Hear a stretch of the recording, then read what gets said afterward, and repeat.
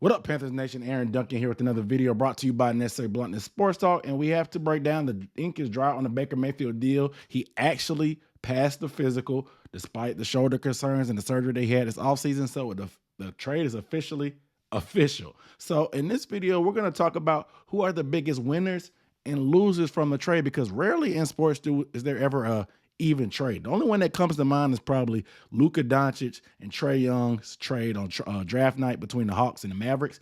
But usually somebody always gets the short end of the stick, and we usually don't find out a lot of the parameters and who really won or lost until after the fact. But right now, we're going to talk about who is the winners and losers of this deal and all the stuff that goes along with it.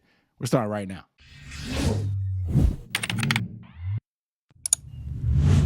What up, though? And salute and shout out to all the new Panthers fans that have joined the bandwagon, the Baker stands, the Oklahoma Sooner fans, the ex-Brown fans. Welcome aboard. Welcome to Panthers Nation. Like I said, my name is Aaron Duncan here at the Necessary Bluntness Sports Talk. I bring recap and analysis of the squad. So if you want to learn a little bit about the team and get to know a little bit more since you're unfamiliar, or if you're just a Panthers fan in general and want to stay up to date and break down analysis and all that stuff, hit the subscribe button down below and the bell icon. The bell icon is going to make sure you get notification every time I drop a video, because with training camp and the season coming, it's going to be a lot of stuff coming out, especially with this Baker Mayfield trade. We have a lot of stuff to talk about and how he's going to ingratiate with the team and the competition and all that is going on with that. So hit the subscribe button and the bell icon for a notification. But like I always like to do in these videos, I want to get you guys' opinion. Who do you think is the biggest winner from the Baker Mayfield trade, and who do you think is the biggest loser? It can be the teams. You can talk about the teams. It can be the coaches, certain players. Let me know down below in the comments who is the biggest winner and who is the biggest loser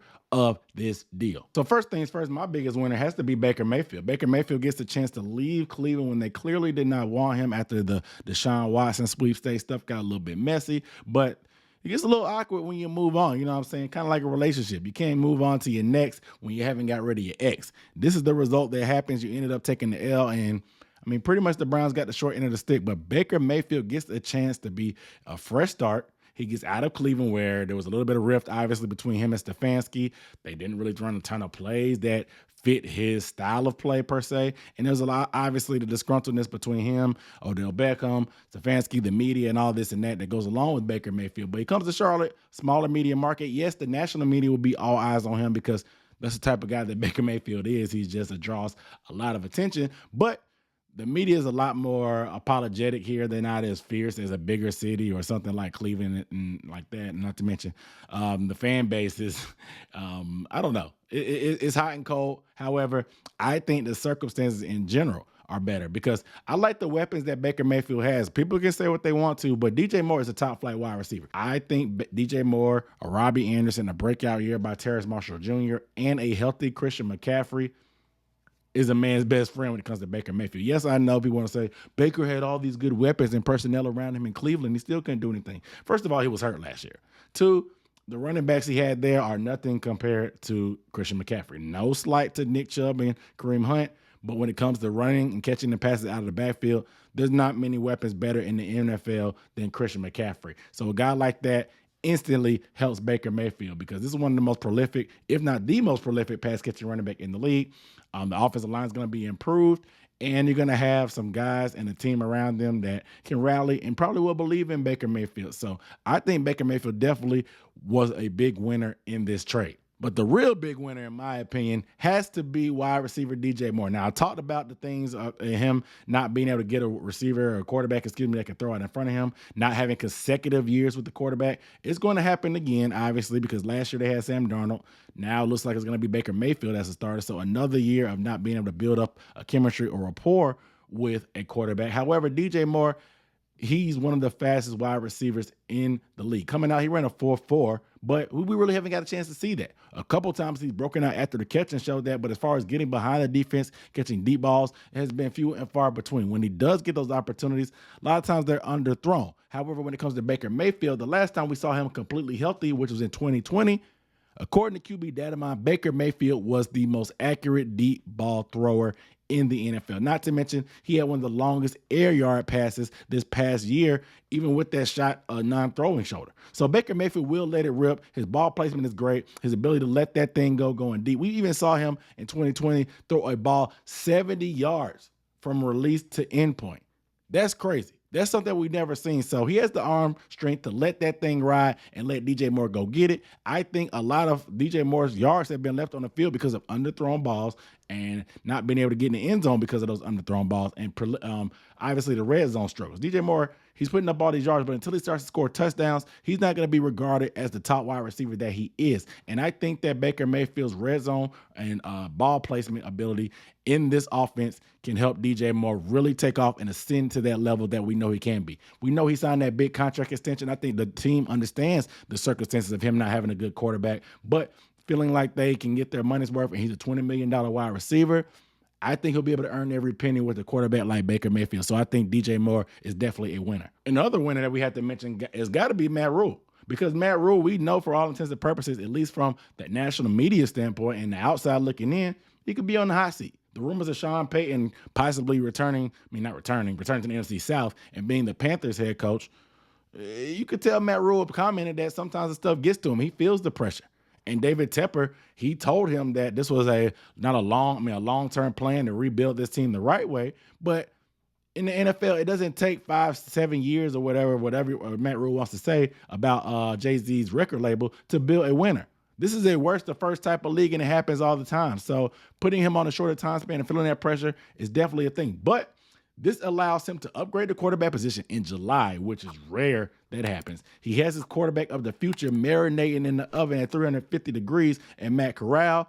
And if they show any resemblance of competition this year, I'm talking 8 or 9 wins, I definitely see Matt Rule returning. And then once Baker Mayfield either stays or goes, whatever they do, he either has his long-term quarterback of the future with Baker, or he can buy himself time because his excuse can be, hey, we have a inexperienced quarterback and Matt Corral taking the reins next year, so give me a little bit more time to build this team. So he has a get out of jail free card with the future on the roster, but also has a quarterback good enough to compete right now in Baker Mayfield. Now the losers I have, and the person that's got to take these L's, because we got to hand these L's out, is Sam Darnold. Now, it's all but certain that he's going to be a backup this year. I mean, you don't make this move for this guy, even though he's low risk and cheap. You don't make this move for this guy unless you're going to start him. So I fully expect Baker Mayfield to be the starter this year. And Darnold, this could be the last opportunity he has. So he needs to show something in preseason. He needs to battle in camp, barring any kind of injuries, of course, or anything from Baker, or just a complete meltdown from not being prepared, getting into the team so late and learning the playbook. It seems that we may have seen the last of Sam Darnold, because I don't see him being a starter elsewhere. Who else would want him? Who else would want him to be the guy and the starter? So this is a massive L for Sam Darnold. They coddled him for the first, year and so. They even paid him the $18 million guarantee just to be a backup now. But they did it to ensure his confidence back then. Didn't really work. Now he's going to be on the outside looking in, possibly, especially with them finally bringing in competition with Matt Corral for the future, but also bringing in competition for the now with Baker Mayfield. Sam Darnold, he got to hold this L right now. I even made comments earlier that maybe having a guy like Matt Corral could bring out the best in Sam Darnold, since he's never had competition for his position, even dating back to college, that maybe Matt Corral breathing out his neck a little bit could help. This is a whole different level of competition now that you bring in a guy like Baker Mayfield. Not only were y'all drafted the same year, you're only a couple picks apart, and you're going to be going up against each other in this training camp.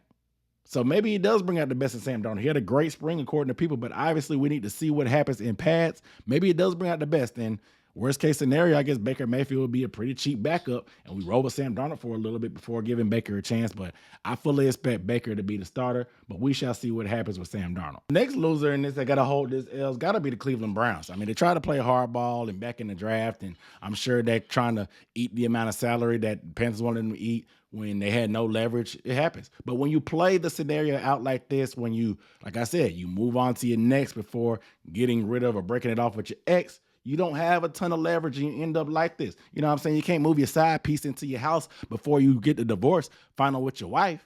You know what I'm saying? Especially when stuff with your side piece ain't crystal clear, because Deshaun Watson still got some stuff going on. Nevertheless, it happens. It happens. And the Panthers, they held out long enough, and they ended up getting the Browns to eat $10 million and only give up a 4th-round pick at the most. I mean, that sounds like a win for the Panthers, but like I said, in every trade scenario, somebody takes a loss. But now, the way they played it, Deshaun Watson could possibly be out. Baker Mayfield's gone. They're going to have to roll with Jacoby Brissett for an indefinite amount of time. Some people said they don't think Watson may get suspended at all. Some people saying it's going to be a year. Some people saying 8 to 10 games. We don't know. But there's going to be an extended look at a guy like Jacoby Brissett. Not that it would ever work out to the point that Baker could have been their bridge quarterback until Deshaun gets back. But with the way they played it, it is what it is. Now, they gave up a lot, so maybe it'll work out down the line for Deshaun Watson and those guys, and it better for $230 million guarantee and trading all those first-round picks for the next couple of years. That's a lot. I mean, maybe this pick they get back from the Panthers will soften the blow, but nevertheless, there were no other suitors, so the Panthers could play hardball as much as they want.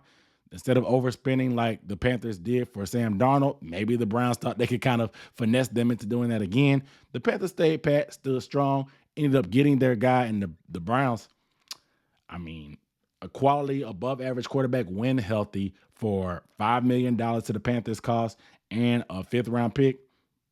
That sounds like a big win for the Panthers and then an L for the Browns. But probably one of the biggest losers that nobody's really thinking about is Cam Newton. Now, Cam Newton, my guy. I got the jersey in the background in the frame. My guy, the beloved Cam Newton, everybody's favorite, my favorite. Now, there were possibilities of him returning once again to the Carolina Panthers. We saw the I'm back, and it was a good feel-good moment for me and other Panthers fans. It really made a useless season feel like a slither of hope, even if it was just for a few weeks before reality struck back in. It felt great to see Cam Newton wearing that number 1, coming out the tunnel with the smoke and the fire, being in the building at that home game. It was everything for me, and it was memories that I haven't felt that good about since probably that 2015 season when all things were right.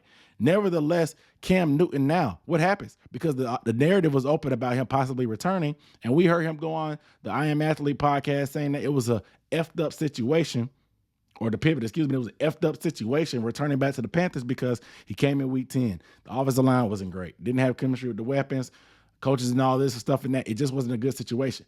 Giving him a chance to come in earlier in the offseason, getting a full offseason would have been great if he wanted to do that, but it didn't happen. Now, there were possibilities of Jimmy G, Baker Mayfield, and the Panthers, and I don't think that either the Panthers or Cam Newton were high on each other's list anyway, but it seemed like this was the only party that was vocally and verbally open. Now, Cam Newton himself says that there have been teams calling him up, but he's looking for the right situation. When is that? Because until you do pick that, at this point, it's getting kind of late in the day. The clock is about to strike. The Cinderella foot is about to come off because you're going to put yourself in another scenario where you're not getting a full offseason and not getting the full time to get the playbook or learn certain things like that. And it's going to be another effed up situation. But what other options are out there? Seattle seems to be standing pat. The Browns, maybe, if they don't feel good about Jacoby Brissett, could go for Cam Newton.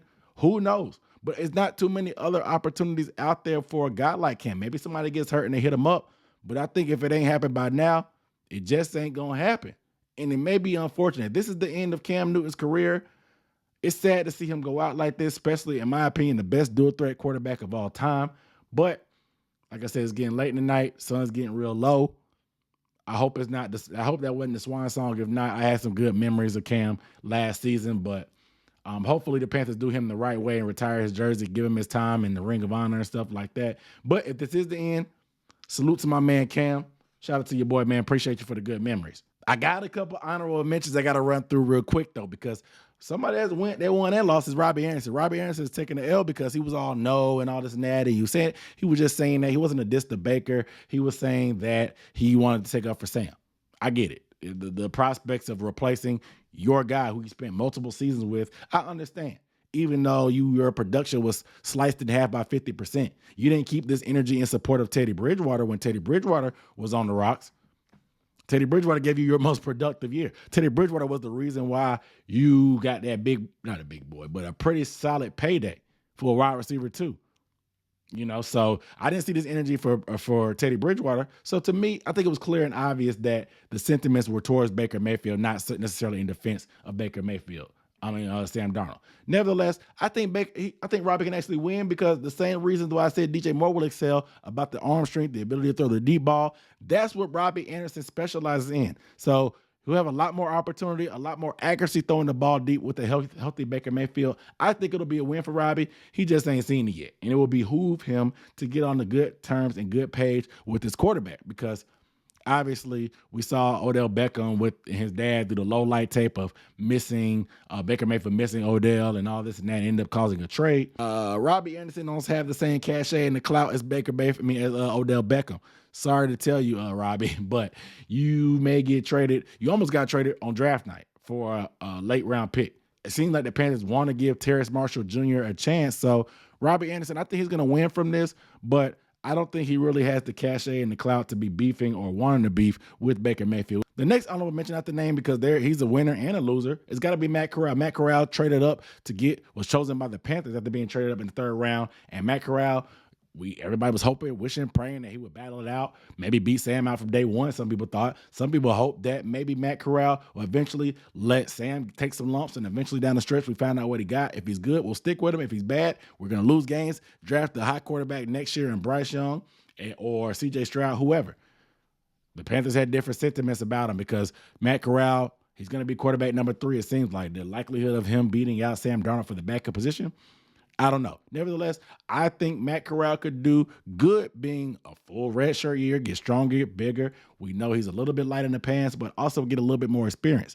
The reason why I would say he could be a loser is because we've seen the quarterback 3 in Carolina get the short end of the stick. Last year, we saw the competition between P.J. Walker and Will Grier for that number 2 position. Obviously, somebody had to take 13 reps in preseason, and it seemed like Will Grier got the short end of the stick. He really didn't get a chance to show it all he could do. He had arguably the same, if not close to enough, to the quality of preseason and training camp that P.J. Walker had. But the limited amount of reps that Will Grier got, especially in significant time with better players to show what he could really do, really hurt his chance of being on the team and being in that backup position. We know he individually got put to the practice squad and the Cowboys picked him up. He's no longer a Panther. What will the reps look like for Matt Corral as quarterback 3? He's going to get the short end of the stick also. And this is not the NBA where you can go to the G League and Drew League and play in the offseason and get better. No. All you got is training camp, practice, and game reps and preseason and all that stuff. And there's not going to be a ton of that to go around because they're trying to figure out who's going to be quarterback 1. So I'm concerned about the development of Matt Corral going forward if he does end up being our quarterback of the future after this year, if things don't work out with Baker and Sam, of course. So I'm a little bit concerned about Matt Corral. That's why I had to make him an honorable mention. You guys let me know down below in the comments who you think was the biggest winner or loser out of the list that I get. Do you think I should have bumped some of my honorable mentions to a list or 2, or do you think I'm just way off base? Whatever you got to say about it, let me know down below in the comments because you know I like to chop it up with y'all. But nevertheless, you guys make sure you are subscribed. Hit the button down below and the bell icon. That way you don't miss anything, any videos. You all right? And I'll see you in the next one. Peace.